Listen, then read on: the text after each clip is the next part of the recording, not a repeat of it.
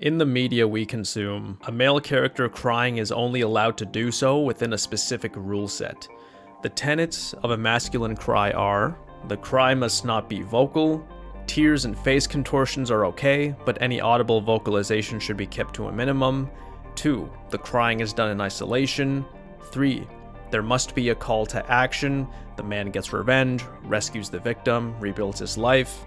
4. The cry response must be justified via an unimaginable tragedy. Men are supposed to remain strong and hold their form through adversity. This is a good skill for anyone to have, but this has also turned into a misunderstanding of emotions. The rules of the masculine cry gives us the best of both worlds. We get the man crying, conforming to society's push for men needing to be more vulnerable, and we also get it in a masculinized way which makes us feel comfortable. While we want men to be more vulnerable, we don't want that vulnerability to make us uncomfortable. This is the silent part that nobody wants to admit. It basically amounts to: show your emotions in a way that doesn't disturb my image of how a strong man should act. But the best of both worlds here is an illusion. What is a cry if not a vulnerable showcase of emotions? The reason why Robert's crying scene in AdHoc Studios' Dispatch stood out was because it broke some of these rules. Spoilers for Dispatch follow. Who's done?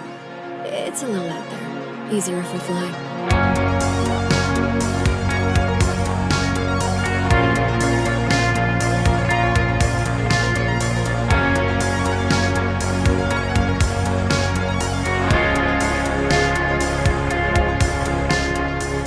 Robert, the player character, has a childhood friend in Chase. Chase has super speed, but ages quicker when using his powers.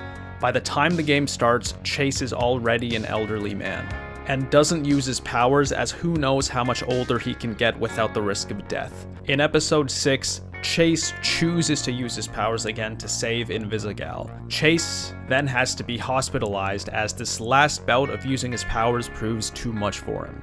In one of the following scenes, Robert is beside an unconscious Chase. Blonde Blazer, or Mandy, is with him, providing him comfort and a shoulder, so to speak. Robert immediately starts crying as soon as she leaves, and the only ones in the room are him and Chase. The first rule this scene breaks is the vocalization. Robert doesn't start wailing, but it's more than just sniffles and sharp inhales. It's a quieter sort of vocalization I'm not really sure how to describe, but we're all familiar with it. Even as a man who is comfortable with his own emotions and crying, this made me slightly uncomfortable. Not because men shouldn't be able to cry like this, but because I'm not accustomed to seeing men cry like this. Here, true vulnerability is actually established. This is not an issue of Robert's action, it's an issue of what the media has shown me. I also realized the discomfort that I feel is not a problem with Robert, it's a problem with me. This is a point that's easy to overlook. If a man crying in this way makes you feel uncomfortable, it's on you to understand why, especially if you're someone who advocates for more male vulnerability. It's not only about men being more vulnerable, it's about you being able to handle that. One of the rules it doesn't break is the isolation. Robert is alone here. Chase really isn't there as he's unconscious. It's important to note that it doesn't matter whether the player as Robert romances Blonde Blazer or not, Robert will still wait for her to leave either way before he starts crying. Robert doesn't feel comfortable in crying in front of a woman, whether it's his friend or romantic interest.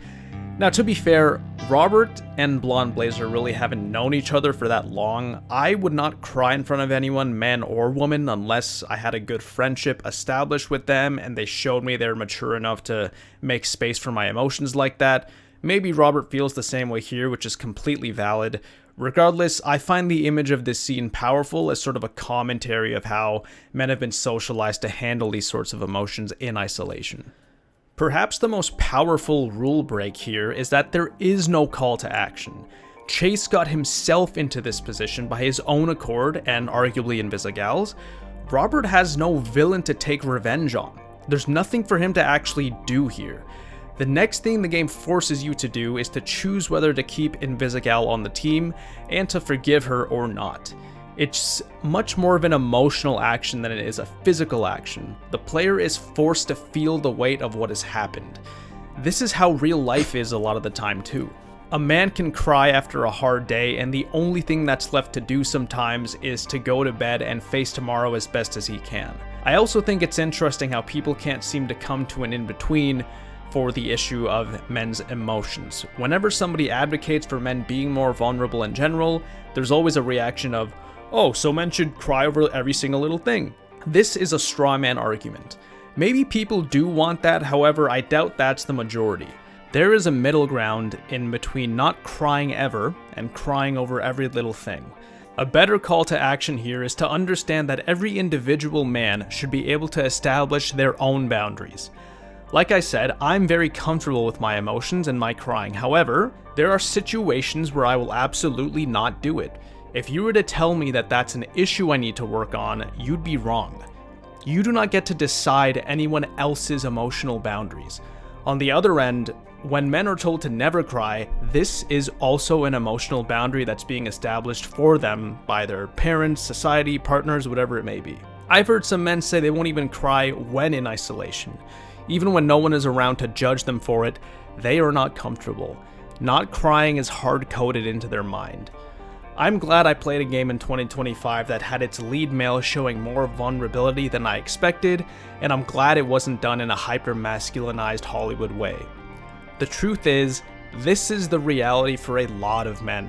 We cannot hide parts of our society and expect health. Dispatch has resonated with a lot of people, and I think its vulnerable, emotional writing that doesn't shy away from these things was really nice and refreshing to experience, and is part of why it's so well liked. Dispatch redefines the masculine cry by not adhering to it.